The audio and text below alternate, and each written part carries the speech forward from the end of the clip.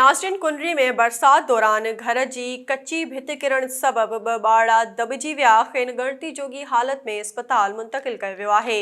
उन हवाले से तफ़सील ॿुधाइण लाइ असां टेलीफोन लाइन ते मौजूद आहे SS न्यूज़ जो रिपोर्टर अनवर मेमण। जी अनवर, छा तफ़सील आहिनि?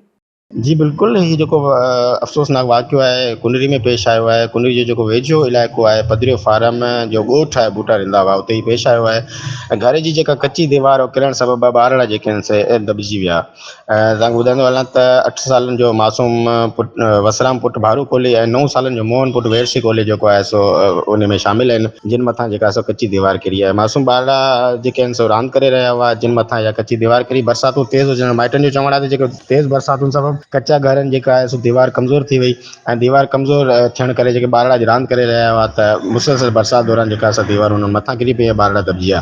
ॿिए बात तव्हां ॿुधाइणो था त उन मासूम ॿारनि खे माइटनि तरफ़ां ज़ख़्मी हालत में जेको तालके अस्पताल कुनरी आंदो वियो, जिते उन्हनि खे फर्स्ट एड ॾेई हालत जेका आहे सो वधीक ख़राब हुजण जे करे हैदराबाद रेफर कयो वियो आहे। जी अनवर मेमण, तफ़सील ॿुधाइण लाइ अव्हां जी महिरबानी।